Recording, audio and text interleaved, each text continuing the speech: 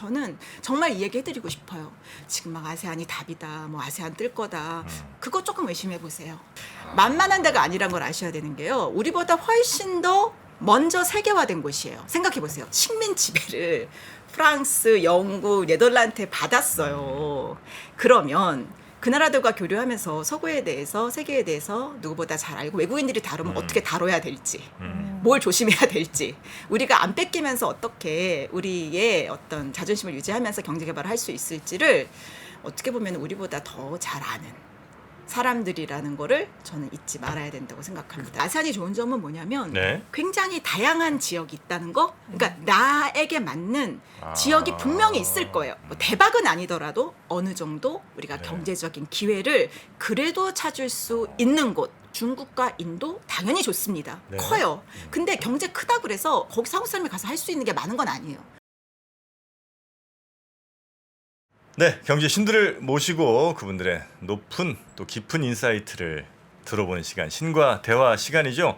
자, 오늘은 저희가 동남아 관련된 이야기를 아주 흥미롭게 해주실 분 한 분을 모셨는데 일단 인사드리겠습니다. 반갑습니다. 저는 정프로고요. 안녕하세요, 어예진입니다. 네, 또 글로벌로 가는 3프로이기 때문에 오늘은 어예진 소장님이 함께 네, 이 대화를 좀 깊이 있게 좀 끌어주시기 바라겠습니다. 알겠습니다. 네, 오늘 동남아 얘기. 특히 이제 동남아 하면 저희가 대체로 이제 관광이나 여행 이쪽으로 많이 그렇죠. 지금까지는 다녔으나 네, 앞으로 아마 투자라든지 뭐 경제 교류 이쪽으로 굉장히 또 커질 것 같은 느낌이 없지 않아 있지 않습니까? 네, 그래서 그 지점에서 혹시 우리가 놓치면 안 될 이야기들이 있는지 네. 또 우리가 오해하는 점들은 없는지 그런 거 한번 체크를 해보도록 하겠습니다. 이분은 이제 지리학자시고요. 저희 3프로에서도 한번 오신 적이 있는 아주 유명한 분입니다. 김희지 교수님 어서 오십시오. 어서 오세요. 네, 안녕하세요. 반갑습니다. 반갑습니다. 네, 잘 지내셨죠? 네. 오늘 저희 둘의 의상을 합친 게 교수님의 의상이에요. 네, 신경 많이 썼습니다. 가장 네. 비싼 옷 입고 나왔어요. 비싼 옷이 어디에 제가 오십니까? 가지고 있는 옷 중에 네. 가장 비싼 옷입니다. 동남아에서 혹시 동남아. 네, 그러니까 인도네시아 옷이. 인도네시아. 그러니까 실크가 되게 유명해요. 비단이군요. 네, 네. 비단 옷을 입고 나왔습니다. 그 이제 그런 의상들은 이제 인도네시아에서 좀 상류층들이 있는 그런 스타일인가요? 그렇죠. 거기가 특히 인도네시아 같은 나라는 네. 부자들은 상상을 초월하게 부자예요. 인도네시아 부자분들이. 네, 명품 소비도 굉장히 많고요. 네. 인도네시아는 뭐 앞으로 차차 말씀 좀 주시겠습니다만 뭘로 제일 돈 많이 버는? 그러니까 그 부자들은 뭘로 돈 많이 벌었어요? 일단 거기가 자원이 많지 않습니다. 자원 네, 부분이니까. 그래서 지금도 이제 석탄을 많이 수출해서 네, 작년에 인도네시아 경제가 상당히 좋았습니다. 음. 우리나라 힘들었잖아요. 네네네. 유럽도 힘들고. 근데 지금 인도네시아는 뭐 분위기 좋아요. 가면 경제 잘 돌아가네. 그래요? 이런 느낌이 딱 들어요. 뭐 경기 침체 이런 거에 대한 두려움이 있는데 그런 게 전혀 어쨌든 없겠군요. 뭐 거기는. 가면은 굉장히 느낌이 좋고 네. 또 실제 경제 수치도 잘 나오고 어. 그리고 많은 기업들이 투자하고 테슬라 CEO 일론 머스크가 네. 그 기가팩토리를 인도네시아에- 인도네시아에 할 것 같다라고 아. 최근에 이렇게 좀 발표는 아니 공식 발표는 아닌데 네. 이렇게 워낙 그런 걸 잘하잖아요. 이렇게 네. 뭐 여기저기 이렇게 해서 뭐 어디로 갈까. 근데 네, 네. 지금 거의 인도네시아로 굳혀졌다라는 이야기가 아, 나오고 그렇습니까? 있을 정도. 네. 자, 뭐 인도네시아도 이제 동남아에서 굉장히 큰 또 주요한 나라 중에 하나고 몇 나라를 오늘 좀 여쭤볼 것 같은데 네. 일단 그 동남아라고 하면 어디부터 어디까지가 동남아입니까? 대만 동남아예요? 대만은 동남아로 안 보죠. 거긴 아니고 네, 네. 그러면 인도차이나 반도 그쵸? 그다음에 또 어디까지 동남아? 미얀마, 말레이시아? 그러니까 방글라데시하고 미얀마가 있으면 인도까지 가기 직전인 방글라데시. 그러니까 남아시아랑 동남아가 음. 이렇게 끼어 있다고 보시면 될 것 같아요. 그러니까 아. 강성령 교수님이랑 제가 좀 친하거든요. 네. 그래서 이제 동남아와 남아시아 교류를 얘기를 할 때도 있는데 네. 어쨌든 남아시아와 동남아는 상당히 이전에는 국경이 없을 때는 왔다 갔다 하던 그런 바닷길이었고 네. 또 문화권도 비슷해요. 네, 대표적인 불교, 나라들이 뭐 필리핀, 태국, 베트남, 브루네이. 브루나이, 브루나이. 브루네이 그리고 방글라데시. 는 남아시아에 여기는 속합니다. 여기까지 살짝 아니고. 네, 네. 근데 저는 라오스, 캄보디아. 라오스 캄보디아. 이야. 거의 지구본 연구소의 원조 멤버 아니십니까? 이런 나라들이 이제 동남아시아. 맞습니다. 네. 동남아시아라고 묶으면 동네 혹은 그 구역의 어떤 특징이 있습니까? 다른 곳과 좀 차이가 나는 동남아의 특징. 을 연구하는 게 참 어려운 게요. 네. 사실 동남아라는 지역이 네. 이런 세계 지도에 나온 게 얼마 안 돼요. 한 100년도 안 돼요. 동남아라는 그 묶는 지역의 네. 이름이 이렇게 널리 쓰이고 세계 지도에 나온 게 얼마 안 돼요. 차차 제가 말씀을 드리도록 하겠습니다. 그러면 국제적으로 다른 데서 부를 땐 그러면 뭐 사우스 이스트 아시아 이렇게 갑니까? 그렇죠. 근데 그 사우스 이스트 아시아라고 네. 세계 지도에 명시된 게 네. 2차 세계 대전 말 즈음이었어요. 그럼 그 전에 뭐라고 그냥 불렀어요? 그냥 아시아였나? 아시아였어요? 그때는 이 식민 모국에 부르던 이름이 아. 있었죠. 그래서 프랑스가 그냥 프렌치 인도 차이나. 그렇죠. 아. 그러니까 유일하게 독립을 유지했던 나라는 시암이라고 그래서 네. 태국이었고 아. 나머지 나라들은 네덜란드 식민지, 영국 식민지, 프랑스 식민지, 포르투갈 식민지 뭐 이랬잖아요. 네네네. 그래서 이름이 없었던 거죠. 국가의 이름이. 그런데 이제 2차 세계대전이 끝나고 나서 네. 각 국가들이 이제 독립을 하면서 네. 이제 자기 나라 이름을 갖게 된 거죠. 그러니까 아. 인도네시아라는 이름도 처음부터 인도네시아가 아니었던 거죠. 그러니까 오랜 기간 동안에 다른 이름이었던 거예요. Dutch Indies. 그러니까 네덜란드. Dutch Indies. 아. 그러니까 인도라는 거를 쓴 거죠. 그래서 그래서 네덜란드가 Dutch Indies. 소유한 인도 뭐 이런 정도 약간 느낌이었다가 그런 땅 뭐 이런 거죠. 아. 그러니까 인도는 아니고 아무튼 Dutch Indies라는 명칭으로 세계 지도에 나와요. 네네네네. 그리고 지금의 뭐 캄보디아, 라오스, 베트남은 프렌치 인도 차이나라고 나와요. 네네. 근데 지도를 유럽인들이 그리고 만들었지 않습니까? 그렇죠. 그러니까 2차 세계 대전 전에는 즉 독립하기 전에는 지금 말씀하신 국명이 없었어요. 세계 지도에. 베트남, 라오스, 캄보디아 이런 게 아예 없었어요? 없었죠. 그러니까 이제 무슨 령 뭐 예를 들면 그 남베트남 같은 경우에는 이제 뭐 코친 차이나 뭐 이런 식으로 불린다든지 무슨 그러니까 그들이 지역의 이름을 준 거예요. 근데 네. 독립을 하면서 이름을 되찾은 거고. 자신들의 이름을. 네. 그래서 그 지역들을 묶어서 이제 사우스 이스트 아시아라고 부르기 시작한 게 사실 얼마 안 됩니다. 네. 근데 이제 우리 보통 그냥 동남아 하면 이미지가 우리 소장님은 어떠십니까? 저는 사실 네. 많이 찾아보니까 조금 인식이 바뀌어가고는 있는데 음. 그래도 약간 조금 우리보다 낮게 보는 생활 수준이 좀 낮다든지. 네, 그런 그쵸. 느낌이 좀 있죠. 네. 그렇지. 네. 왠지 막 이렇게 설득- 왜소하다는 느낌? 네. 그죠? 작다. 전체적으로 작은 체구들도 나라다. 좀 작고 네. 나라도 작고 나라도 체구들도 작고, 작고 그리고 경제적으로는 좀 덜 발전돼 있고 약간 피부 까무잡잡하다는 느낌. 네. 뭐 그런 것들이 이제 우리가 갖고 있는 이미지? 맞아요. 예. 그래서 요즘 젊은 분들은 또 생각이 어떠신지 모르겠으나 하여튼 저희는 그냥 약간 좀 덜 개발된 나라들, 좀 약간 생활 수준 낮은 나라들 이런 이제 별로 좋지 않은 인식이 있었던 건 사실인 것 같습니다. 살짝 무시, 그죠? 네네네. 네. 근데 이제 제가 정말 충격적인 얘기를 들었어요. 어떤 거죠? 아니 이제 다문화 교육 이런 거 하러 초등학교에 갔는데 아. 애들이 이제 제가 동남아라 그러니까 애들이 네. 똥남아라고 그러는 거예요. 약간 애들은 웃기는 말로. 비하의 약간 그래서 제가 의미가. 그래서 제가 약간 쇼크를 받았어요. 음. 아니 내가 이렇게 동남아의 좋은 점들 얘기하고 다문화 교육을 한들 음. 애들이 집에서 또는 이제 자기네들끼리 주고받는 그런 뉘앙스 속에 동남아가 좀 별로다, 약간 후지다, 약간 그런 느낌을 갖는 애들도 있는 것 같아. 근데 애들은 이제 순진하니까 그냥 말을 해버리는 거죠. 네. 그래서 제가 안 되겠다. 그래서 어떻게 얘기를 하기로 했냐면 음. 얘들아, 동남아는 돈남아야. 돈이 되는 곳이야. 제가 경제적으로 앞으로 미래가 되게 밝은 곳이다. 그래서 네네네. 애들 버전으로 제가 앞으로 동남아는 돈남아라고 불러라. 딴 건 모르겠다. 근데 정말 돈 벌기 좋은 곳이다라고 꼬시기 시작했습니다. 그 팩트입니까? 아니면 그냥 아이들 생각 바꿔주시기 위해서 그냥 하신 얘기예요? 제 말을 듣고 네. 찐 지역 전문가의 손을 잡고 가시면 음. 정말 돈도 많이 벌 뿐만 아니라 행복한 성공을 하실 수 있는 곳이에요. 기회가 그만큼 열려 있다는 곳이에요. 열려 있고 뿐만 아니라 굉장히 높은 삶의 질을 누릴 수 있다는 점이 저는 포인트 같아요. 돈만 많이 벌겠다 나가면 돈도 못 벌고 행복하지도 않아요. 근데 내가 동남아에서 정말 내가 그 사람들이랑 같이 화합하면서 내가 천천히 하지만 의미 있는 성공을 하겠다 하면 진짜 큰 부자 될 수 있어요. 정말 아무것도 안 가져가서 엄청나게 부자 되신 분들이 의외로 많아요. 아니 제가 지금 아차 싶은 게 네. 얼마 전에 후배가 결혼을 해서 네. 인도네시아로 시집을 갔어요. 신혼집을. 네네네.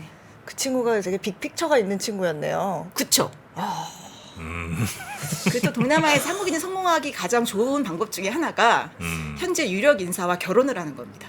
아, 아 진짜 그런 분 많아요. 아 정말. 이게 기혼자는 안 되네요. 그래서 다른 길이 있죠.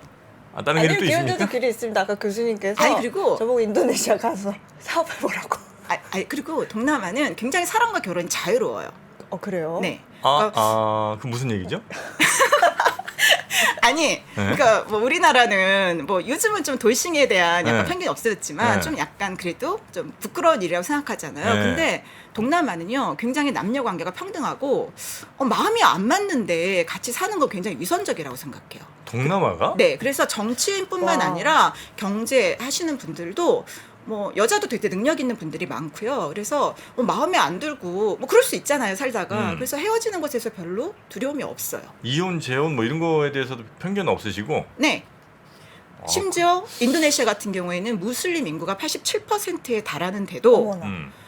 굉장히 개방적인 무슬림이고 최근에 어떤 최초의 트랜스젠더 학교를 세운 무슬림 그러니까 트랜스젠더죠 그분이 돌아가셨거든요. 그러니까 그런 보딩 스쿨을 만들 수 있을 정도. 그러니까 우리가 생각하는 무슬림의 이미지를 팍 날릴 수 있는 곳이 바로 인도네시아고 태국도 그렇잖아요. 왜 우리나라에서 약간 성소수자분들이 사실 네, 태국에 네, 많이 네, 네, 가시고 네. 막 태국 그렇죠. 음식점도 하시고 네. 그러는 이유가 네. 태국이 물론 보수적인 측면도 있지만 네. 어떤 젠더 그리고 어떤 성소수자에 대한 편견이 굉장히 적은 문화잖아요. 그래서 우리가 그냥 생각하기에 네. 동남아는 왠지 좀 오래되고 전통을 중시하는 것 같다라는 것은 이제 관광의 이미지고 실제 동남아 사회는 굉장히 개방적이고 열려 있고 또 외국인이 가서 성공하기 참 좋은 곳이다라는 생각을 해요. 근데 단 그 문화를 이해하지 않으면 또 굉장히 큰 코 다칠 수 있는 만만한 곳은 또 아니다. 네. 근데 이제 우리가 뭐 당연히 그렇겠습니다만 마치 아프리카를 하나의 나라처럼 생각하면 절대 안 되듯이 동남아도 나라별로 또 느낌이 많이 다를 거 아니에요. 그러니까 예를 들면 말씀하신 태국 같은 경우도 트랜스젠더 이 성소수자 이게 이제 굉장히 이쪽으로 열려 있는데 한편으로 또 왕국이잖아요. 그렇죠. 결국 그 국왕에 대하는 거 보면 또 야 이게 현대 국가 맞나 싶을 정도로 그렇습니다. 국왕 앞에서 그 기어다니는 사람 봤어요? 봤어요. 아니 깜짝 놀랐어요. 아니 지금 사실은 태국의 경제가 지금 굉장히 안 좋은 이유 중에 하나도 공주님이 쓰러지셨거든요. 공주님이 편찮으시니까 지금 모든 기업의 행사가 스톱이에요. 상상하실 수 있겠어요? 이게 무슨 공주님을 위해 기도하고 그런데 있어요. 네. 근데 저는요 그거를 네. 어떻게 보냐면 어떤 경제가 사실은 해외 같은 경우는 네. 뭐 문화적 변수 이런 게 좀 적잖아요. 그래서 네. 미국 같으면은 모든 게 다 제도화돼 있고 투명하잖아요. 근데 동남아는요 정치, 종교, 문화 이런 변수들이 경제를 압도해요. 그래서 그 나라에서 돈을 벌려면 역으로 이러한 사람들의 특별한 문화와 어떤 종교와 또 어떤 사람들의 어떤 신념을 이해를 해야 비즈니스도 할 수 있고 또 큰 돈도 벌 수 있어요. 야 그러면 네. 그 뭐 모든 나라를 다 하긴 좀 힘들고요. 네네. 그중에 이제 우리가 많이 가고 좀 산업적으로 조금 뭐 움직임이 있는 것 같은 나라들 네. 몇 개만 한번 좀 먼저 꼽아보죠. 일단 베트남, 그다음에 요즘 인도네시아. 그죠 그쪽으로 우리 기업들 많이 가는 것 같고요. 그다음에 뭐 필리핀이나 혹은 뭐 태국 요 정도, 말레이시아 요 정도 한번 좀 꼽아보겠습니다. 제일 많이 가는 게 우리나라 대기업들도 진출해 있고. 또 소비도 굉장히 다른 나라들에 비해서 좀 많이 살고 있는 것 같은 그 베트남. 네. 베트남은 우리가 어떤 혹시 오해가 있으면 있고 어떤 것들을 좀 더 주의해서 예를 들면 경제적으로 좀 접근을 해야 되거나 혹은 뭐 사업을 할 때 이런 것들 좀 조심해야 될 게 있습니까? 일단 네. 지금 베트남이 중국을 대체한 생산 기지로 굉장히 각광받고 있잖아요. 네. 그런 얘기 많이 나오죠. 근데 저는 한번 나가시기 전에 베트남 정치 체제를 한번 보시면 좋겠습니다. 베트남 정치 체제. 네. 사회주의라고 그쵸. 할 수 있죠. 그쵸. 완전 네. 그러니까 중국과 베트남은 사회주의 형제 국가다 이런 이야기를 하고요. 이제 시진핑 3기 막 출범했을 때 이제 가장 먼저 국빈 방문을 한 사람이 베트남의 공산당 서기장입니다. 근데 둘 다 삼선이었어요. 그래서 굉장히 훈훈한 장면을 연출하고 베트남도 공산당 일당 독재예요? 그렇죠. 입법, 행정 이런 것들이 다 독립되어 있지 않고 공산당 용도 체제 하에서 합의하는 문화잖아요. 그러니까 베트남에서 기업을 하시러 가시는 분들은 반드시 베트남에 그런 어떤 신문이나 뭐 이런 나오는 얘기만 볼 게 아니라 지금 베트남 내부가 어떻게 돌아가고 있는지에 대한 정보 수집을 끊임없이 하셔야 되고 또 그런 것들을 주시하시지 않으면 정말 중국에서 당한 것 더 세게 당할 수도 있다라고 그래요? 저는 감히 말씀드리겠습니다. 말씀하신 대로라면 지금 사실 뭐 베트남으로 중국 대안으로 공장도 많이 옮겨가고 있고 거의 작년에 거의 혼자서 성장 엄청 했을걸요. 다른 나라들은 베트남이? 경제 성장률 거의 마이너스인데 맞습니다. 베트남은 한 7, 8% 성장했나요? 그럴 텐데 말씀하신 대로라면 중국의 대안으로 베트남이 이야기가 나올 수 있는 이유는 뭐예요? 제가 좀 준비한 자료를 조금 보시겠어요? 네네네. 자, 우리나라 이제 국가별 무역 규모 순위잖아요. 그죠? 일단 1위가 중국이에요. 네네네. 뭐 여전히. 네. 그다음 2위는 미국. 미국이에요. 근데 일본과 베트남의 순위가 바뀌었죠. 네. 작년 그러네요. 8월 기준으로. 네, 그래서 지금 베트남이 이제 3위라는 와. 얘기를 하고 그 다음에 이제 홍콩, 그리고 대만이 의외로 우리랑 많이 그리고 지금 동남아에서 싱가포르이 굉장히 이 무역 규모 순위만 봐서는 네네. 굉장히 높게 나와 있고 그 다음에 이제 인도, 호주, 필리핀, 멕시코, 말레이시아, 인도네시아 이렇게 되고 있잖아요. 아, 진짜 동남아가 많네요. 네네네. 네. 근데 2011년에 베트남은 15위였어요. 그죠? 그래서 베트남이 상당히 높은데요. 음흠. 저는 이렇게 된 이유 중에는 중국의 서플라이 체인이 베트남으로 이동한 영향도 있다고 생각합니다. 네, 보시겠어요? 네. 이제 애플도 원래는 중국에서 가장 많이 생산을 했잖아요. 네네. 근데 이제 베트남으로 지금 옮기고 있는 상황이거든요. 근데 사회주의 공화국이에요. 이제 베트남은 뒤에 보면은 명확히 나오고 또 호치민이 굉장히 중요한 어떤 국가의 구심점 역할을 이미 돌아가신 고임에도 불구하고 하고 있어요. 그리고 뭐 북미 정상회담도 여기서 했으니까 북한도 어떻게 보면 약간 신뢰하는 파트너 이런 느낌이에요. 근데 이 베트남이 얼마나 중국의 무역에 의존하고 있는지를 보게 되면 사실 계속 상향하고 있음을 보실 수 있습니다. 네. 그러니까 베트남에 가는 게 한국 기업이나 미국 기업만 있는 것이 아니라 이렇게 중국 기업도 베트남으로 이전하고 있다는 거. 그러니까 네네. 약간 라벨 네네. 세탁이 가능한 겁니다. 아. 그러니까 우회할 수 있는 기지. 네. 그러니까 베트남과 중국이 물론 베트남 사람들의 반중 감정은 뿌리 깊습니다. 그런데요, 아, 반중 감정이 좀 세요? 그쵸. 아. 우리 못지 않습니다. 그래요? 베트남에서 최초로 하얀병 시가 일어났는데 그것이 바로 반중 시위였습니다. 그러니까 그 국경 분쟁이 있었던가요? 국경 분쟁이라기보다는 네. 이 자존심을 상하게 하는 어떤 일들이 발생을 했을 아, 때 굉장히 그래요? 민감하게 대응하고요. 뭐 중국 식품 불매 운동도 하기도 하고요. 뭐 이런 식으로 우리가 약간 일본에 갖는 그런 감정과 느낌을 비슷한? 감정을 갖고 아. 있죠. 왜냐하면 오랫동안 1000년 넘게 중국과 싸우면서 생존력을 기른 나라거든요. 네네. 그래서 중국에 대한 반중 감정이 있어요. 근데 베트남 사람의 특징이 있습니다. 이 사람들은요 굉장히 실용적이에요. 반대로. 그래서 지금 중국을 통해서 우리가 무슨 이익을 얻을 수 있을지 항상 네. 주판알을 챙기고 있는 나라. 그리고 저는요. 이제 저한테 물어봐요. 세계에서 가장 그럼 이제 제가 항상 뭐 지도의 중요성을 이야기하고 네네. 뭐 이런 얘기를 하니까 그런데 저는 세계에서 가장 지리 교육을 철저히 시키는 나라가 아닌가 싶어요. 그러니까 베트남이 굉장히 외교를 잘해요. 호치민이라는 그 존경받는 지도자가 네네네. 뭐 여러 나라들을 젊을 때 다니면서 많은 경험을 했다고 하잖아요. 그래서 전쟁 중에도요 거의 전 세계에 호치민 장학생을 파견해서 공부를 시켰어요. 전쟁 중에요. 아, 베트남 전쟁할 때. 네. 그러니까 우리는 사실은 그런 해외 지역 전문가 양성을 거의 삼성에서만 하지 않았습니까? 우리나라의 정부에서는 사실은 지역 전문가라는 어떤 제도를 정착을 못 시켰어요. 1997년 제가 1기로 국제대학원에 진학을 해서 네. 지역 전문가 과정을 거쳤는데요.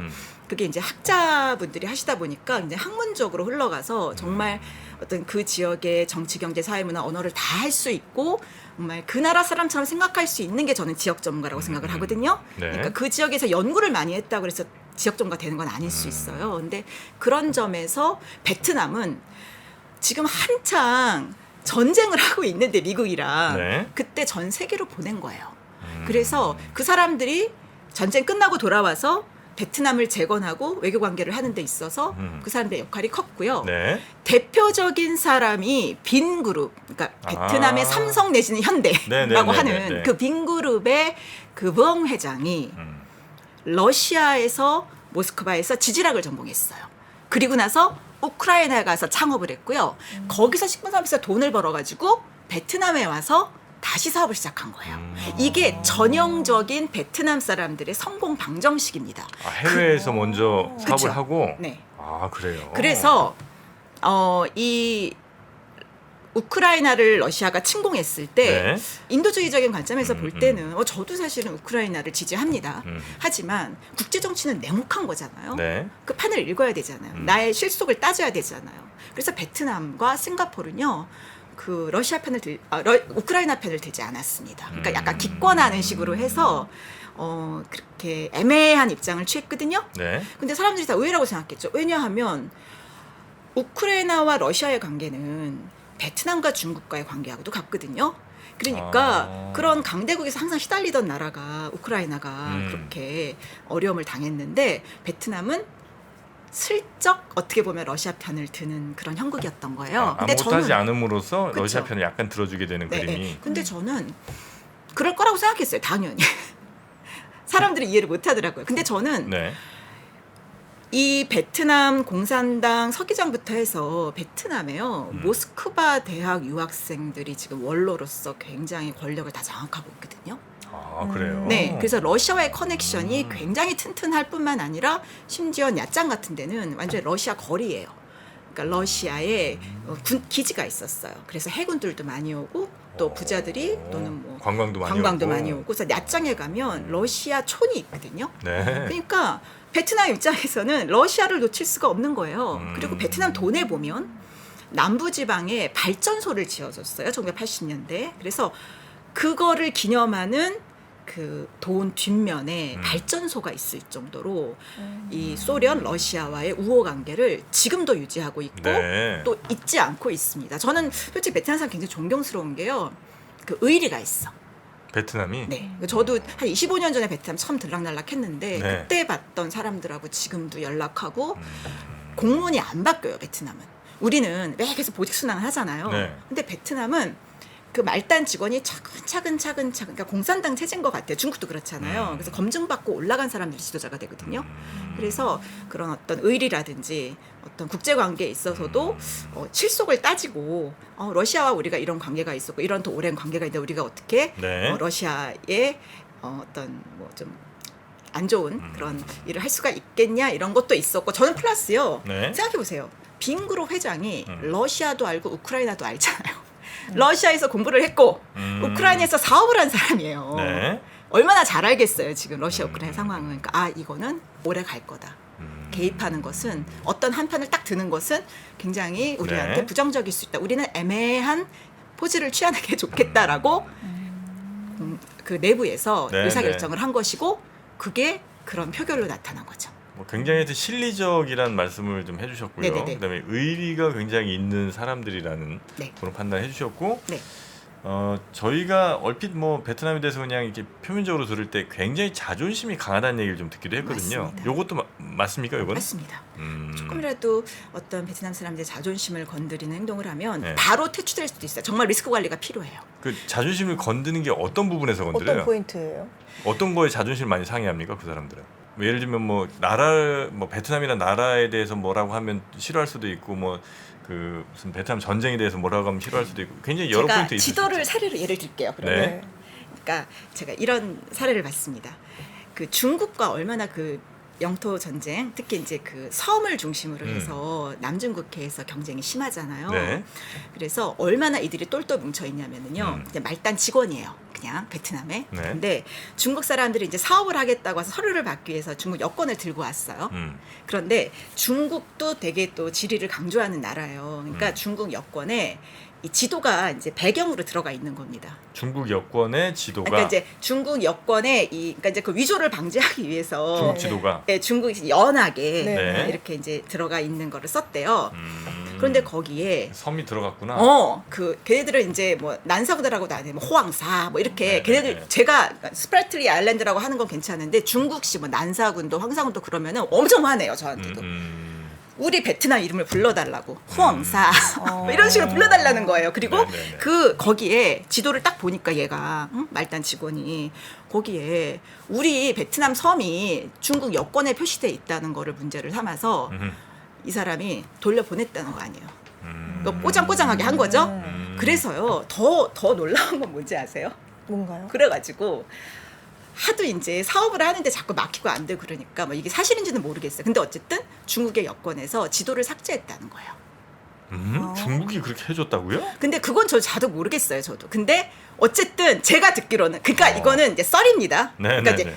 어떤 거를 기분 나빠하고 자존심 상해하냐고 네, 말씀을 네, 하셔서 그래서 그 베트남의 그런 관리들이 그걸 하도 틱틱거려가지고 그것을 아예 그냥 지웠다. 그러니까 이제 여권의 종류가 여러 가지 있다면 아무튼 그런 중국의 지도가 나오는 네, 그런 네, 여권은 사용하지 않고 다른 그냥 그런 게 문제가 안 되는 그런 여권이 나왔다라는 썰을 제가 들었는데 네. 제가 중국 뭐 조윤환 교수님 확인해 보면 좋겠는데 어쨌든 그러니까 그게 중요한 게 아니고 제 핵심은 정말 우리 영토에 누군가 정말 그거를 뭐 공식 외교문서에서도 한 것도 아니잖아요. 그렇죠? 네. 그런데 그 여권에 있는데 자기네 지도를 표시했다는 거가 기분이 나빠가지고 그렇게 말단 관리조차 철저하게 그것에 대해서 안티를 걸고 그게 문제라고 얘기를 들고 일어날 정도로 그 어떤 자신의 땅을 지키고 또 자신의 주권을 지키는 데서 굉장히 열심인 나라고 정말 세계에서 베트남을 이긴 나라가 없어요. 생각해 보세요. 프랑스도 물리쳤죠. 프랑스, 일본도 물리쳤죠. 네. 그렇죠? 그리고 중국도 수천 년 동안 뭐 물리쳤죠. 그러니까 우리처럼 강한 거죠. 그리고 미국까지 이겼잖아요. 그러니까 저는 어떻게 보면 세계에서 정말 약자지만 똘똘 뭉쳐서 나라를 지키고 자신의 어떤 주권과 자존심과 영토를 지킨 나라이니 그 국민들이 갖는 자부심은 정말 대단한 거죠. 네, 네. 네. 거기 지금 베트남도 굉장히 빨리 변하죠. 예를 들면 예전에 뭐 한 10년 전 이때 이제 오토바이 뭐 온 도로에 꽉 차갖고 다니는 이런 그림이 이제 우리에게 익숙한 그림인데 맞아요. 네. 지금은 뭐 자동차라든지 뭐 도로 정비 이런 것도 꽤 좀 빨리 변하고 있지 않습니까? 아, 진짜 놀라워요.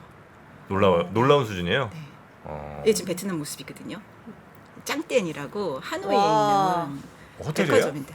네, 백화점이에요. 호텔도 백화점? 아니에요. 인민들이 갈 수 있는 백화점이에요. 그 옆에 호칭이 붙여져 있어요.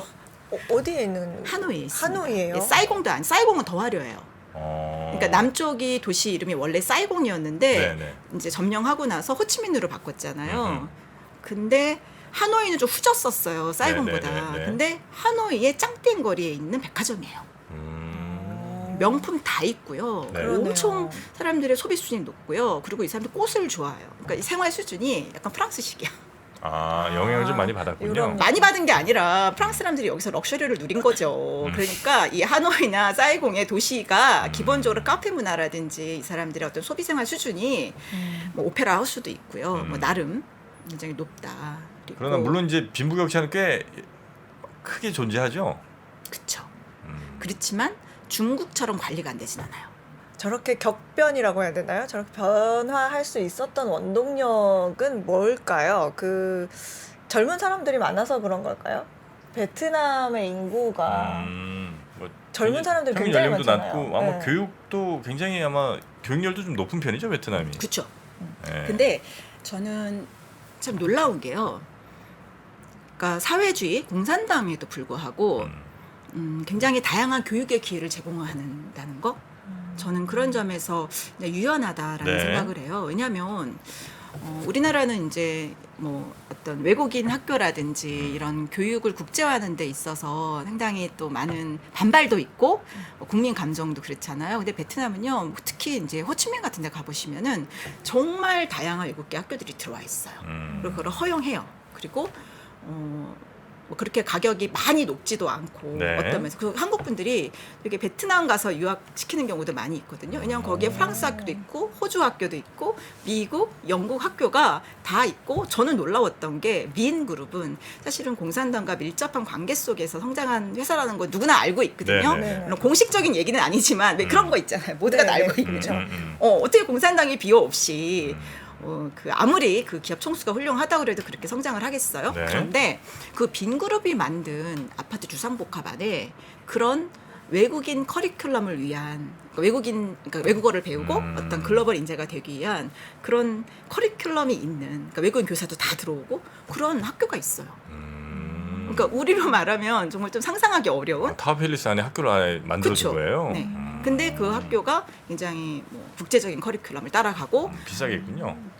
이제 그렇긴 한데 우리나라보단 쌀걸요. 근데 아무튼 고민- 저도 몰라요. 고민하고 계십니까? 한번 살펴보세요. 네. 근데 이제 제 핵심은 뭐냐? 네. 굉장히 교육에 있어서도 국제화되어 있고 아까 제가 호치민 장학생 얘기를 하지 않았습니까? 그러니까 전쟁 중에 저는 야 전쟁 중에 어떻게 전 세계에 유학생들을 100개국의 보내냐. 유학생들을 보내서 공부를 시키고 그래서 저는 이 노이무이라고 해요. 그게 네. 뭐냐면 새롭게 바꾸다라는 뜻이거든요. 그러니까 미국과 전쟁에서 이겼어. 그래서 전쟁에선 이겼지만 경제적으로 너무 환경이 열악하잖아요. 그리고 애들이 굶어 죽게 생겼잖아요. 네. 그러니까 완전 적극 변신한 거예요. 정말 벌레에서 나비처럼 변신하듯이. 그래서 완전 시장 경제로 확 전환을 해버렸거든요. 그래서 저는 그런 실용주의와 과감함이 네. 베트남의 힘이고 또 시장의 힘이라고 생각해요. 네, 시장의 네, 네, 힘. 네. 베트남 한번 시장 가보세요. 전통 시장 한번 가보세요. 여자들밖에 없어요. 베트남은요, 이 여자들, 이 엄마들이 정말 적극적으로 경제 활동을 하고 또 정말 가장 같은 그런 느낌으로 살아요. 그래서 저는 그 베트남을 그렇게 변신시킨 힘은 일단 그런 글로벌 마인드, 그러니까 세계가 어떻게 돌아가는지 다 아는 거, 네. 지도자들이 그리고 여자들이 굉장히 적극적으로 경제 활동하는 거, 플러스 또 그런 어떤 교육의 힘 이런 것도 있다고 생각합니다. 근데 이제 외국에서 이제 베트남으로 들어갈 때 기업들이 이제 제일 고민하는 것 중에 하나는 그런 거 아니겠습니까? 내가 이제 회사를 얼마를 투자해서 들어가는데 네네. 갑자기 여기서 뭔가 뭐 제도를 바꾸든 하고 뭐 규제를 바꾸든 이렇게 해갖고 뭔가 예측 불가능한 상황이 되면 사실 못 들어가잖아요. 그렇죠. 베트남은 혹시 근데 동남아에서 아마 그런 경험들 하신 기업주분들이 좀 있는 것 같아서 네. 베트남은 혹시 그런 거 없이 그래도 비교적 안정적으로 가는지 아니면 베트남 역시도 뭐 그런 뭔가 공무원한테 뭘 찔러주지 않으면 갑자기 뭔가 이상한 일을 당한다든지 이런 일들이 충분히 있을 수 있는지 그건 한번 좀 알려주시면 좋겠습니다. 어떨 것 같으세요? 좀 당연히 찔러줘야 될 것 같아요. 있을 것 같은데. 네. 저는 이제 그런 말 많이 해요. 이제 뭐 아세안이 답이다. 이제 중국 이제 다음은 아세안이다. 뭐 이런 얘기. 우리 많이 했죠 그런 얘기. 근데 저는 나 그것 좀 위험하다고 생각해요. 아 위험해요? 네. 뭐가 제일 위험합니까? 지금 말씀하신 것 같아요. 아, 이런 변수들이 것들이? 너무 많고 만만한 데가 아니란 걸 아셔야 되는 게요. 우리보다 훨씬 더 먼저 세계화된 곳이에요. 생각해 보세요. 식민 지배를 프랑스, 영국, 네덜란드에 받았어요. 그러면 그 나라들과 교류하면서 서구에 대해서 세계에 대해서 누구보다 잘 알고 외국인들이 다루면 어떻게 다뤄야 될지 뭘 조심해야 될지 우리가 안 뺏기면서 어떻게 우리의 어떤 자존심을 유지하면서 경제개발을 할 수 있을지를 어떻게 보면 우리보다 더 잘 아는 사람들이라는 거를 저는 잊지 말아야 된다고 생각합니다. 그러니까 우리가 무시할 네. 대상이 아닌 거죠. 아니 근데 무시는 안 하는데 투명도가 떨어진다는 거잖아요. 그렇죠. 아니 그럼 기업하기가 쉽지 않을 텐데 투자하고 뭐 이러는 데 있어서. 그런데 네. 저도 되게 베트남을 존경해요. 저는 사실은 우리가 가지고 있지 않은 면들 이런 게 있고 앞으로 더 잘 될 나라 같은 게 이 나라의 힘은요. 저는 또 역사 청산이 완벽하게 된 나라.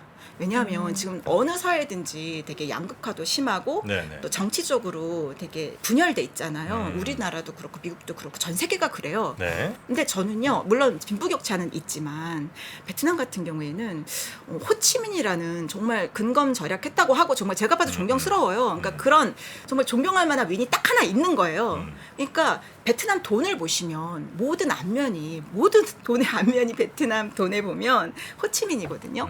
그래서 저는 저는 그런 게 이들한테는 마음을 합치는 싸울 일이 없는 거예요 정치권에서. 구심점이 좀 돼주는군요. 그래서 저는 그게 이 역사적으로 존경할 만한 인물이 있다는 거 그게 굉장히 국력의 낭비도 막아주고 또 그분이 되게 검소하게 살고 일단 선견지명이 있었잖아요. 네, 그래서 네. 저는 그런 점에서 참 베트남이 앞으로도 좀 싸우기보다는 좀 마음을 합쳐서 뭔가 위기를 대응할 수 있는 그런 힘이 되지 않을까? 빈부격차에 따른 갈등 같은 건 별로 없어요? 아직?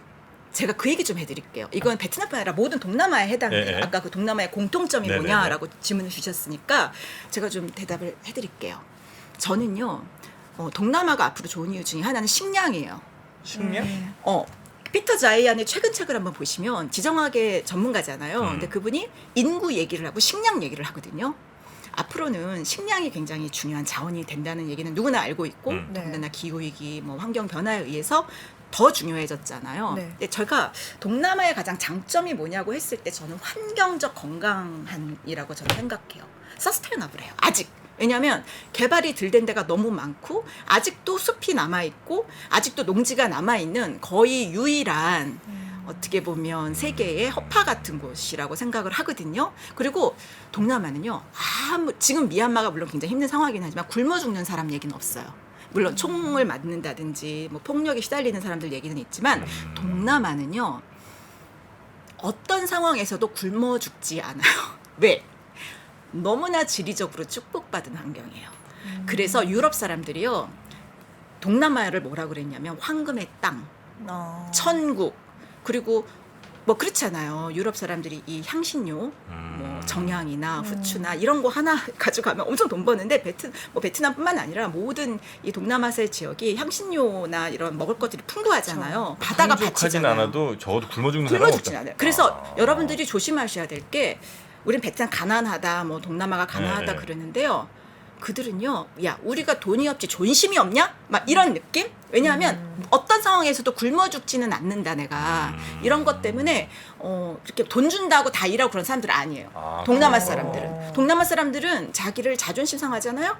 그러면은 딱 그만둬 버려요. 그래서 노사 관리가 되게 어렵다고 하세요. 한국 사장님들이.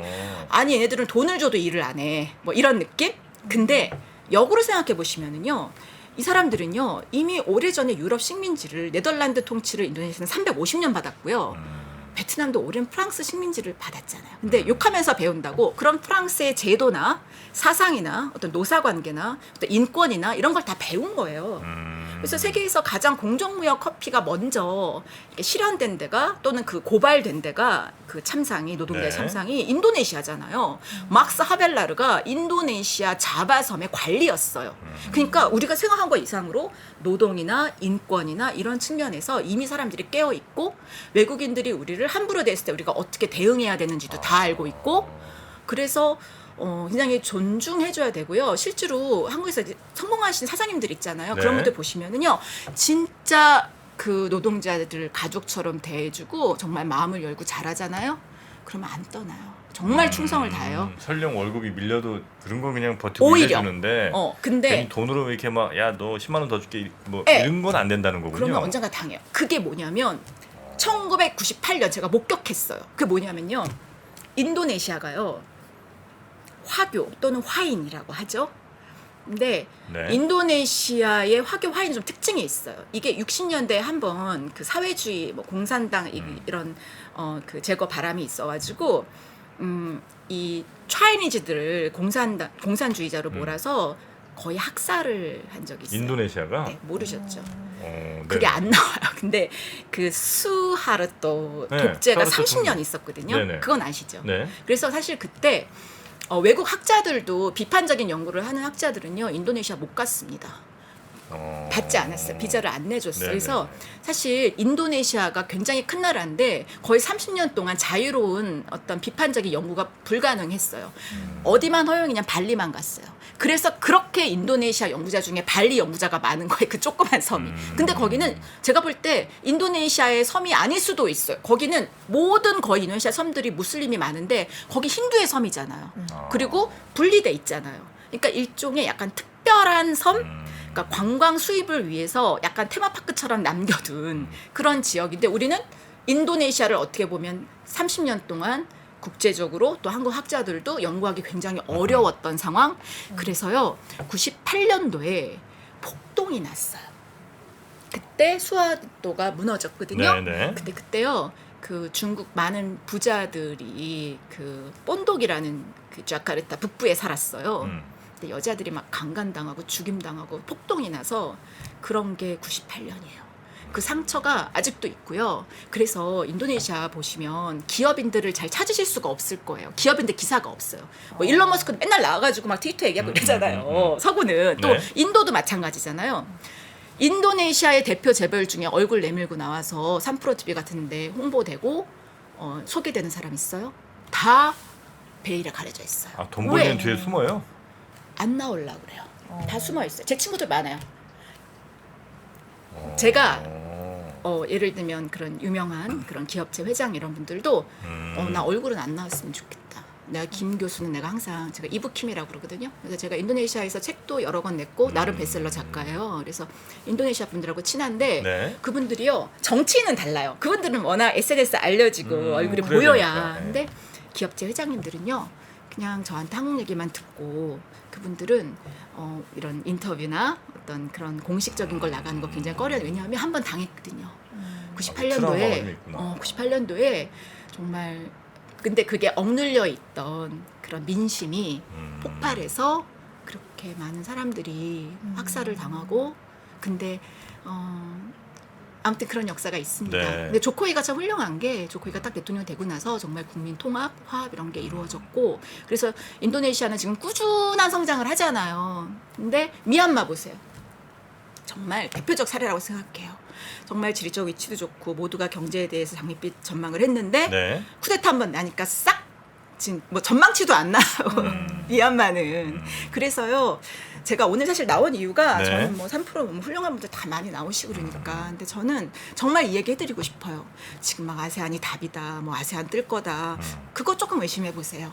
그리고 저는 근데 아세안이 좋은 점은 뭐냐면 네. 굉장히 다양한 지역이 있다는 거. 그러니까 나에게 맞는 지역이 분명히 있을 거예요. 예를 들면 싱가포르처럼 아주 세련되고 또 IT가 발달하고 투명한 정부도 있어요. 네. 그런 사업하고 싶은 분은 카카오는 싱가포르 싱가포르 갔잖아요. 네. 가요. 자, 근데 나는 조금 편안하게 살면서 무슨 별장 같은 거 운영하면서 난 소박하게 경치 좋고 공기 좋은 데서 살고 싶어. 그러면 라오스나 인도네시아 고산지대 가세요. 거기서 커피바 사가지고 하세요. 저는요. 자신 있게 말할 수 있어요. 저는 코로나 시대 때 네. 이제 근데 사실은 그거 아셔야 돼요. 코로나 뒤에 더 세고 무서운 바이러스가 창궐할 거라는 건 이미 예정된 미래예요. 그잖아요. 네. 모든 전염병들이 그런 말 해요. 왜냐하면 지구 환경이 이미 다 많이 파괴됐어. 그랬을 때 저는 저한테 그러면 대체할 수 있는 나라 어디를 갈래? 그러면 저는 동남아의 어느 한 나라를 갈 것 같아요. 거기서는 어떤 환경에 대해서 조금 더 여유가 있고 네. 좀 일단 건강해야 되잖아. 미세먼지도 없고 그렇게 남아있는 나라가 한번 지도상에 보시면 그나마 우리한테 가까운 동남아가 우리가 건강하고 행복하게 살면서 뭐 대박은 아니더라도 어느 정도 우리가 네. 경제적인 기회를 그래도 찾을 수 있는 곳. 왜냐하면 중국과 인도 당연히 좋습니다. 네. 커요. 근데 경제 크다 그래서 거기 한국 사람이 가서 할 수 있는 게 많은 건 아니에요. 거기 내부 경쟁도 엄청 치열하고 그렇죠, 인도가 그렇죠. 그렇게 애들 교육열이 높은데 그렇죠. 막 식구당 외우는 애들이랑 프로그램 경쟁할 수 있겠어요? 우리 한국 애들이 가서. 근데 동남아는요 따뜻해요. 그리고 의리 있고 뭐 그 사람 정말 자존심 안 건드리고 존중해 주면서 네. 문화에 적응을 했을 때 저 같은 학자도 가가지고 베스트셀러 작가가 되는데 여러분들이 못 하시겠습니까? 저는 그 나라에 네. 그러니까 제 말씀은 뭐냐면 네네. 각자 자기의 분야에서 네. 좋은 것들을 찾을 수 있는 다양한 여지가 많은 선택지가 나라. 있다. 그러니까 그리고 전 그래요. 뭐 특히 나 아이돌 뭐 그룹 하고 싶어. 뭐 이런 애들은 당연히 지금 인도네시아 가야 되거든요. 인도네시아를 왜 가요? 지금 모든 아이돌 애들이 지금 자카르타 가서 공연하는 게 기본이에요. 왜냐하면 거기가 네. SNS도 많이 활용하고 그 아이돌을 지지하고 응원할 수 있는 그 팬층이 가장 두터운 데가 인도네시아예요. 인도네시아? 네, 필리핀과 인도네시아. 필리핀과 인도네시아에 아미들이 그렇게 많답니다. 아, 그래요? 그래서 글로벌 스타로 도약을 한 거예요. 그러니까 예를 들어서 저는 그래요. 저한테 맨날 그래요. 동남아 어디가 좋아? 그래서 제가 물어봐요. 뭘 하려고 그러시는데요? 아. 그러니까 뭘 하려느냐에 따라서 이거를 제시할 수 있는 옵션이 굉장히 다양하고 그리고 인도네시아만 해도요. 네. 섬이 2만 개가 넘어요. 그 많다. 인구가 거의 뭐 2억 8천 명이 그 섬마다 저 이것 좀 꼭 얘기하고 싶어요. 네. 다들 바하사 인도네시아만 얘기하시는데 그거는 마더텅이 아니에요. 자바족의 언어가 있고 순다족의 언어가 있는데 순다족만 해도 인구가 3천만 명이에요. 그리고 미난카바 언어가 있고요. 발리어가 있어요. 네. 그 말을 해야 그 나라에서 찐 소통을 할 수 있어. 그러니까 인도네시아는 이게 한 나라가 아니야. 아이고 머리야. 그러시죠? 근데요. 그렇기 때문에 한국에 기회가 있어요. 너무나 그런 종족적 민족적 그런 상황이 다양하기 네네네. 때문에 아직도 중국과 일본과 미국과 큰 나라들의 대자본이 들어와서 못 건드린 영역이 많이 있다. 아직은 남아있어. 특히 인도네시아 같은 경우에는 30년 독재를 거치면서 네. 이제 보호주의도 많이 하고 또 아니 오픈이 안 됐잖아요. 저희 같은 지역 연구자들이 자유롭게 연구를 못 했잖아요. 그래서 이제 시작인 거예요, 사실은. 인도네시아. 그러면 그 동남아시아의 국가들끼리 쟤네 조금 경계해야겠는데 쟤가 앞으로 조금 성장 많이 할 것 같은데 야 우리 분발해야겠는데 서로 할 때 이 서열 그들이 생각하는 서열이 있나요? 물론 있죠. 어디가 그러니까 제일? 근데 이것도 재밌는 얘기. 아주 네. 질문이 너무 좋은데요. 동남아는요. 네. 국가로 접근을 하시면 안 돼요. 어. 왜냐? 음. 자 이제 국가별로 이제 경제가 어떨 거냐 이제 이런 전망치예요. 그래서 보통 아마 동남아 경제 전공하시는 분이 나오시면 뭐 이런 표를 좀 보여주시지 않을까 싶어요. 경제 네. 성장률 전망 또 뭐 GNP 이런 거 하면은 이제 수치로 그 국가별 데이터를 볼 수밖에 없죠. 이렇게 되면 통계를 네. 보면 네. 그죠? 그래서 보면 뭐 베트남 좋고 필리핀도 뭐 괜찮고 말레이시아는 지금 정치가 좀 안 좋아요. 좀 정치가 굉장히 불안해요. 네. 그래서 좀 낮게 지금 잡혀 있고요. 인도네시아 그냥 꾸준해요, 그죠? 꾸준해요. 그리고 캄보디아도 괜찮은 편이에요. 중국이 네, 지금 네. 캄보디아에 엄청 투자하고 있습니다. 왜냐하면 유일하게 어쩌면 거의 동남아에서 중국판을 확실히 들어주는 나라거든요. 캄보디아가? 네네. 아. 그래서 그 캄보디아 막 카지노 같은 데 가면 되게 화려해요. 네. 그래서 중국 사람들이 엄청 공을 들이는 나라가 캄보디아 그리고 라오스예요. 그래서 캄보디아, 라오스가 이렇고 미얀마는 not available. 거의 이제 통계가 사라졌어. 아. 그러니까 이것만 봐도 정치가 경제를 압도하는 나라다라는 것을 알 수 있는데요. 자, 이거 한번 보시겠어요? 자, 1인당 수출액을 가지고 이렇게 지도를 만든 거거든요. 최신 통계는 아니지만 전반적인 어떤 분위기를 GNP라든지 좀. 뭐 네. 인터넷 이용자 수라든지 1인당 관광 수입을 보면 압도적으로 싱가포르이 높잖아요. 네. 그런데 인도네시아는 굉장히 낮아요. 보면 지금 깔리만탄 섬 쪽에 이렇게 낮은 표시가 돼요. 인도네시아 할 때 그 도자 그 오 네네. 옆에 있는 데가 수치가 낮죠. 그죠? 네. 그리고 말레이시아가 좀 중심국인 것 같고 뭐 이런 식으로 이렇게 보여져요. 관광만 봐서는. 근데 여러분 이거에 속으시면 안 돼요. 이 표는 이렇게 수치로 보는 거는요. 이 지역의 상황을 제대로 보여주지 않습니다. 왜냐하면 인도네시아의 부자들이 98년도에 한번 당했잖아요. 그래서 이분들은요. 해치 전략을 펴요. 싱가포르에도 일부 돈을 놓고 아. 말레이시아에도 놓고. 그러니까 이게 GNP만 봐서는 그러니까 인도네시아라는 나라는 정말 크고 넓고 지역별로 다양하기 때문에 그 평균치가 나온 이런 수치를 보면 우리가 잘못 읽을 수밖에 없어요. 근데 자카르타하고 싱가포르하고 비행기 타고 1시간 거리거든요. 네. 그러니까 부자들은 다 싱가포르에 애를 보냈거나 거기에 영주권을 하나 얻어놨거나 투자를 해놨거나 세금이 없어서 그런 거 아닙니까? 그럴 수도 있습니다. 네. 백만장자의 아마 비율이 가장 높은 나라가 싱가포르일 거고요. 네. 뭐 짐 로저스 비롯해서 많은 투자자들이 싱가포르에 있는 거죠. 근데 그 사람들만 있는 게 아니라 동남아의 부자들이 지금 다 싱가포르에 한 발씩 건너고 있는 거죠. 그리고 홍콩이 저렇게 어려워지니까 홍콩의 부자들도 요트 타고 싱가포르로 가는 겁니다. 요트 피플이라고 하거든요. 네. 그러니까 싱가포르는 딱 부자들로 특화돼 있어서 이렇게 GNP도 높게 나오고 뭐 여러 가지 경제 수치는 좋은데 실질적으로 싱가포르에 투자하고 거기서 소비하고 또 경제를 움직이는 사람들 중에는 인도네시아의 부자들도 있다. 그런데 그들은 한 명은 아들은 싱가포르 국적이야. 아버지는 인도네시아 국적이야. 왜냐면 인도네시아에서 자국인한테 우대하는 것들이 많기 때문에 네네. 사업을 아버지 이름으로 되어 있어. 근데 와이프는 말레이시아에 가 있어. 이런 식으로 이 화교를 중심으로 해서 만일 본다고 했을 때 다른 지도를 봐야 되는 거고요. 이 경제 수치를 그대로 해서 뭔가 시뮬레이션을 한다거나 야, 싱가포르이 좋네. 야, 싱가포르 가야 되겠다. 이렇게 투자 결정을 하시면 여기에는 많은 어떤 보이지 않는 네. 섹터들이 있다는 거고요.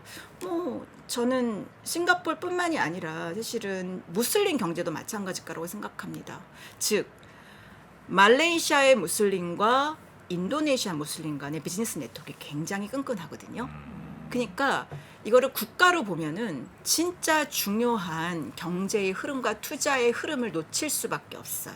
그래서 저는 최소한 동남아 전문가다 그러면 저는 이런 국가별 통계 수치는 어떻게 그냥 참고만 하는 거지. 네. 이걸 보고 국가를 진출하면은 반드시 이런 미얀마 같은 상황이 나타날 수 있다. 네. 그러니까 그 지역의 어떤 지도를 좀 읽어야 될 것 네네. 같아요. 그 지도가 다양한 꼭 지도.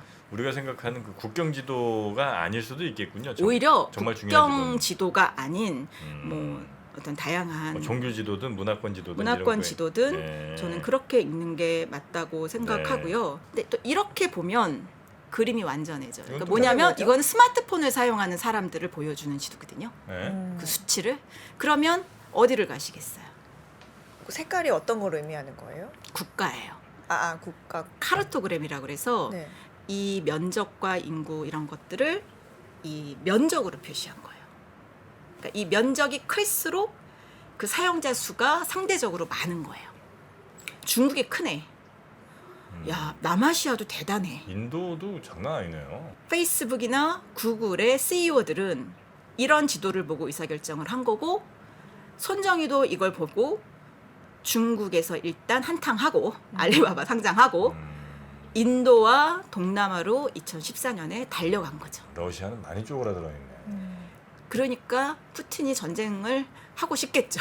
왜냐하면 지금은 IT 경제가 계속 발달하고 또 반도체 같은 게 중요해지고 이런 시대이고 인구도 중요해졌는데 러시아는 지금 전쟁하면 인구가 더 줄 거 아니에요. 네, 그리고 네. 똑똑한 애들이 막 열심히 제품 개발하고 신기술에 올인해야 되는데 지금 전쟁터 끌려가고 있으니 그래서 저는 약간 푸틴의 오판 뭐 물론 지정학이 중요하고 땅을 얻는 것도 중요하지만 피해도 있는 거잖아요. 근데 이 지도가 저는 어떻게 보면은 이런 IT 산업이 국가 경쟁력을 좌우하는 시대에는 네. 우리가 참고할 만한 지도다.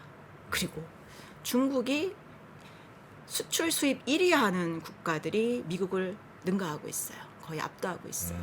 미국도 굉장히 당황스러운 상황인 것이고 네. 중국이 이제 1대1로 하는데 여기서 되게 중요한 데가요. 동남아예요, 사실은. 1대1로 우리는 해서. 1대1로 해서 중동만 봐요. 그죠?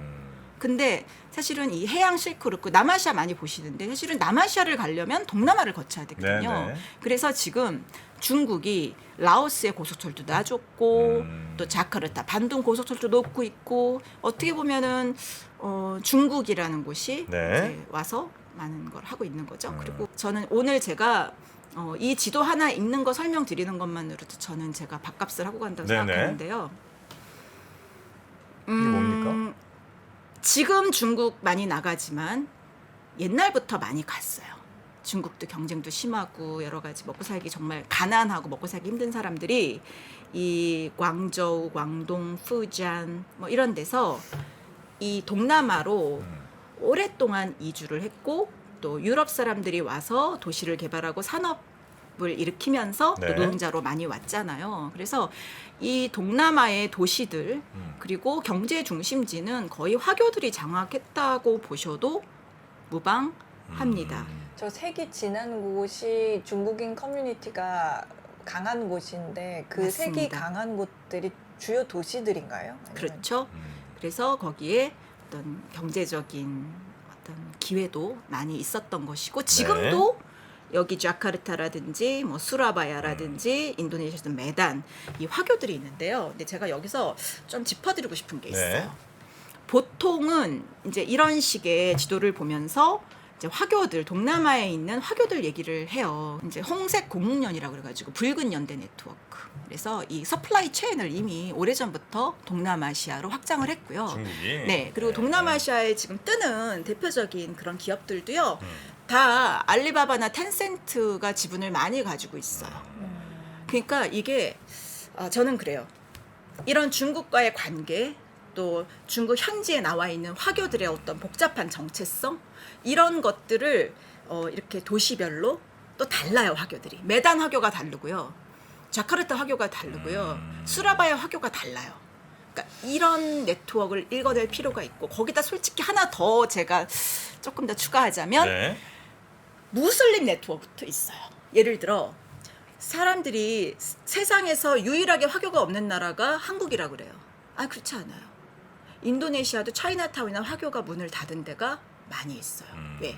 무슬림들이 너무 장사를 잘해서. 그래요? 근데 그런 것들에 대해서는 거의 알려져 있지 않고 주목도 하지 않기 때문에 저는 이제 개인적으로 그런 네트워크. 한화솔루션의 사업부별 매출이 궁금하신가요? 바로 여기서 확인해 보세요. 3프로TV 데이터 센터.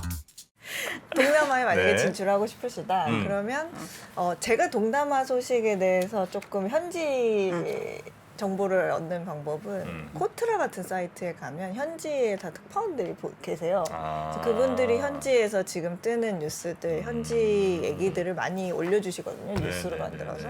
또 무역협회에 가도 그 현지에서 사업하시는 분들과 연계가 굉장히 잘 돼 있어서 이미 사업하고 계신 분들하고 네, 그것도 하나의 그래서, 방법이 될 수 있다. 무역협회 차원에서도 그 각 나라의 정부와 이 연계 다리를 좀 놓아주시는 네네. 그런 것들을 많이 하고 있으셔서 그런 거는 아무래도 현지에 계시는 분들이니까 좀 도움이 되겠죠? 제가 이제 해외 진출하고 싶어하는 기업한테 제가 당신들의 해외 진출 전략에 담긴 지도를 갖고 오라고 그래요. 네. 그럼 갖고 오세요. 그럼 제가 지도부터 다시 그리세요. 그래요. 왜요? 보세요. 이게 제가 가렸어요. 일부러. 이 회사를 안 알리려고. 이 회사가요, 이 홈페이지에 있는 거예요. 그래서 이제 해외 진출 현황이잖아요. 그래가지고 이제 하는데 여기가 자동차 부품 관련된 회사거든요. 그리고 근데 여기 보시면 이 지도 자체가 지금 좀 왜곡돼 있죠. 동남아가 거의 뭐 인도네시아 거의 흔적도 없잖아요. 그러니까 이분은 인도네시아를 진출을 아예 안 한 거예요. 생각도 안 한 거예요. 인도네시아라는 나라의 자동차 관련된 부품 진출을. 아까 제가 말씀드렸던 인도네시아 그 폭동 나기 직전에 사실은 우리나라 자동차 회사가 진출하려고 국민차 만들려고 정치권하고 다 해가지고 이미 다 그 딜을 다 했었던 상황이에요. 지금 인도네시아 자동차 시장의 98%가 뭐 일본 차다라는 말을 하잖아요. 이제 현대가 전기차 시장을 또 네네네네. 하려고 지금 열심히 가고는 있는데 사실 그거를 이미 97년도에 이미 거의 다 이제 국민차 생산을 하려고 준비를 다 했었어요. 네. 근데 정권이 바뀌니까 모든 게 다 엎어진 거예요. 거기서 그때 한번 딱 막혔어요. 그래서 지금도 사실 이게 우리나라 외교부 지도거든요. 이게 제가 아무리 얘기해도 안 바뀌어요. 저는요, 위험한 지역이 어디 있겠습니까? 지금 빨간색 여행주의보 있는 지역들, 아프리카, 또 동남아도 사실 미얀마부터 시작해서 필리핀도 살짝 위험한 지역이 있거든요. 특히 남쪽은. 네. 그러니까 이 지도 자체가 그 지역의 다양한 위험 정보들을 줘야 되잖아요. 근데 외교부조차 그 정보가 잘 업데이트도 안 되고 이 지도 자체가 싱가포르 같은 데 되게 자세하게 나와요. 그런데 인도네시아는 굉장히 넓잖아요. 그럼 그 선별로 위험 정보가 굉장히 자세히 표현이 돼야 되잖아요. 그런데 이게 딱 국가에 갇혀 있어요. 그 정보의 수집이. 그래서 뭐 다들 열심히 하시지만 저는 좀 외교부나 이런 언론 쪽에서도 좀 지도를 보고 싱가포르는 사실 특파원을 파견 안 해도 될지도 몰라요. 그냥 작은 나라고 모든 정보가 너무 많잖아요. 근데 인도네시아는 정말 넓고 그 나라에 나오는 신문만 봐서는 알 수 없잖아요. 그러니까 우리 국민들이 또 많이 가는 데고 그러니까 저는 언론이든 외교부든 지도를 좀 보고 싱가포르에 한 명 있다면 인도네시아는 뭐 20, 30명 있고 그게 모든 섬에 난 좀 흩어져야 되지 않나?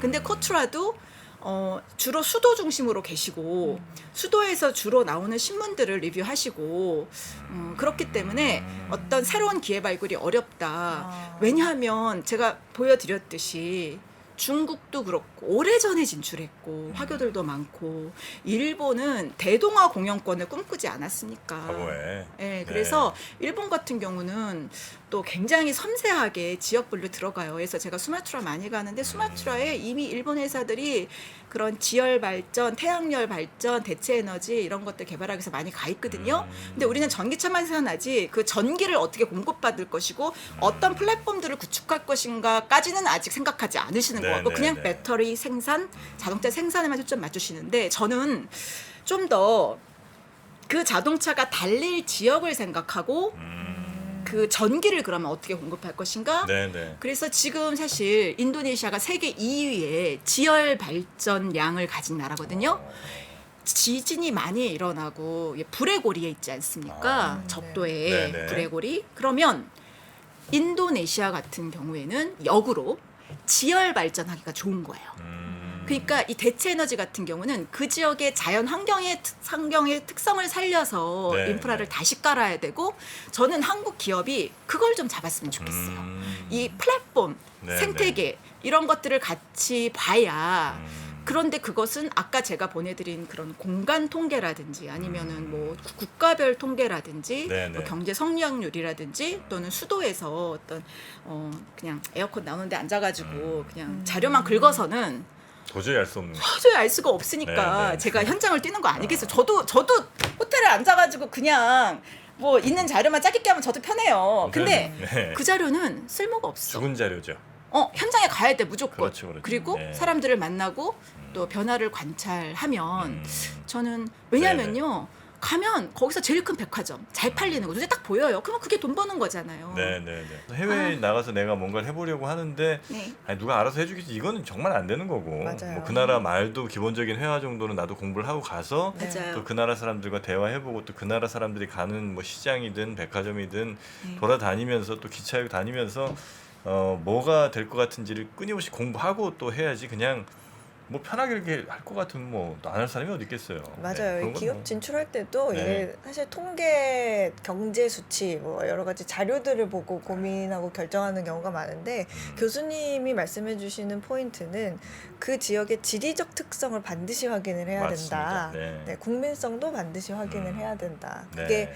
경제적인 수치를 넘어서는 경우가 굉장히 많은 곳이 동남아다. 네, 네, 네, 이렇게 네. 말씀을 해주신 것 같아요. 일본 얘기 마지막으로 좀. 그러니까 저는 이제 우리가 신남방 정책했잖아요. 네. 저는 굉장히 좋은 정책이었다고 생각해요. 일단 인도나 뭐 동남아에 대해서 관심을 환기하는 측면에서. 근데 그거를 우리만 한 게 아니다라는 걸 생각했으면 좋겠어요. 그러니까 이미 유럽은 수백 년 전부터 동남아시아를 왔고 중국은 그 끊임없이 상인들이 와서 네. 동남아를 개척했고 일본은 대동아 공영권 지도를 앞세우고 이 대동아 공영권의 핵심이 동남아였거든요.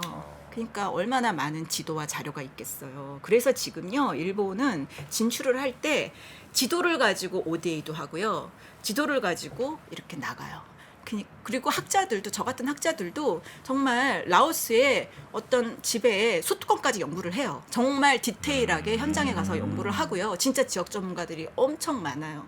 저도 일본어를 해야 그 지역의 정보를 얻을 수 있어요. 아까 그래서 저한테 어떻게 그럼 정보를 얻느냐 하셨잖아요. 저는 일본에서 얻어요. 일본 학자들이 쓴 레포트, 일본 학자들이 쓴 글을 보면 굉장히 정교해요. 그래서 저는 솔직히 한국에서 제가 참고할 만한 게 별로 없고요. 네. 저는 일본 자료를 많이 봅니다. 그리고 어디서 찾으면 돼요, 그거는? 일본의 교토대 동남아 연구소도 있고요. 교토대 네, 동남아, 동남아 연구소도 한글로 있고. 잘 돼 있겠죠? 네? 한글로 잘 돼 있겠죠? 일본어로 돼 있죠. 일본 사람도 영어를 안 해요. 그래서 니혼고. 아니 그래서 정말 네. 일본어를 하시면 또 좋고 이제 또 번역되잖아요. 네. 네, 그러니까 그 번역기 돌려서 네. 보시면 네. 되고 저는 일단 이 한국의 어떤 지역 전문가를 양성하는 그런 또는 사업하시는 분들이 그냥 앉아서 그냥 정부가 뭘 해주겠지 이런 느낌보다는 네. 동남아 또 가까우니까 한번 동남아의 새로운 네, 네. 지역들도 가보시고 사업의 기회를 찾으시면 네. 좋겠다. 남의 말을 듣지 마라. 언론을 믿지 마라. 내가 직접 현장에 가서 확인해라. 네. 그리고 투자를 결정하시면 아, 좋겠습니다. 알겠습니다. 그 일단 지도가 이제 우리는 너무나 익숙한 그 지도 있잖아요. 네. 예, 그 세계 지도라든지 뭐 이런 거에 너무 물들어 있어서 다른 지도를 생각을 못 하는데 네. 우리 김재 교수님의 책 보면 정말 그림이 이렇게 지도가 이렇게 다양하게 그릴 수 있다는 거를 새삼 느낍니다. 우리의 그냥 고정관념을 매우 깨는 지도들이 참 많거든요. 그러니까 예를 들면 인구 비율대로 하는 뭐 그냥 이건 좀 쉽게 생각할 수 있는 건데 그 외에도 뭐 정말 다양한 뭐 남녀의 뭐 이런저런 어떤 권리에 대한 지도들 뭐 굉장히 하여튼 다양한 데이터들이 있으니까 네. 그 책 한번 참고해 보셔도 괜찮을 것 같다는 생각이 좀 듭니다. 자 오늘 동남아시아 여기에 대한 뭐 오해 진실도 좀 저희가 풀어봤고요. 네. 또 거기 투자하실 때 혹은 뭐 거기에 가서 삶을 계획하시는 분들이 꼭 놓치지 말아야 될 것들도 한번 몇 가지 좀 들어봤는데 네. 김재 교수님 조만간 한번 다시 모셔서 오늘 못다 하신 얘기 좀 더 나눠보도록 하겠습니다. 자 오늘 함께해 주신 김희재 교수님 고생 많으셨고요. 대단히 고맙습니다. 감사합니다. 감사합니다. 네.